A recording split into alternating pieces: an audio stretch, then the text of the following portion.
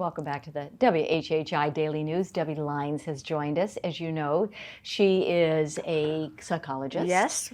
And amongst many, many other things. And of course, she hosts Carolina Women on WHHI-TV. And we were talking earlier, has actually worked with our station for 25 years, I think 30? it's about, From the beginning. Right, exactly. Yeah, it's fun. I love it still. I do too. I really do. We're going to mind our health today. And yes. I have to say, I have to interject and say, I was so organized today, and Robyn and I have been talking, and we're going to kind of shift it up a little bit. We're going to shift and talk about experiential learning and how that helps with behaviors.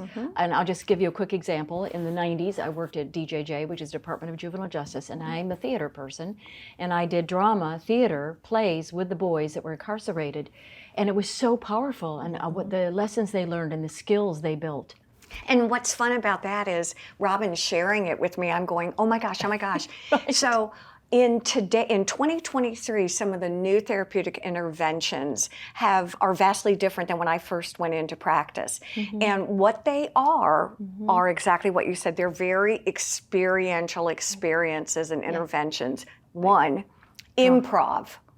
Yes. Okay. Role play. That's right. Role play, Yes. improv, being able to kind of react without challenging. Yes. Drama. And you can speak to that, the impact it had on your guys. Yes. I mean, they learned public speaking. They learned how to work as a team. They knew accountability. They knew presence and how to, we were saying, how to show up. It was life-changing, I think. I think it really is. And we're learning that top-down interventions, my brain down, are great. But if I can't really feel inside my body and experience the way I move and what I'm actually feeling inside my body, it's hard to get my brain working, which kind of makes sense. And it's the premise with yoga and dancing and drumming and you kind of using your senses and your body to experience health and wellness. And in music, you mentioned drumming, but music can really affect your mood, either to calm you down, to relax you, or to get you excited and up and enthusiastic and provides that energy. Yep. So the empirical evidence to support that is exponential. That is interesting. When you talk to folks who are maybe medication adverse, they don't really want to take medicine. Right. When you talk to them about what does help your anxiety, what does help settle you down, or what helps you get in a better mood, what you have the answer. You already know. Yeah. Music. And it can be, it's really interesting what kids listen to because you think that it's one genre, but I'm always surprised. I have a young man right now that he's 27, and he said, yeah, well, I'm feeling really down. I just listen to classical music. And I'm like, what?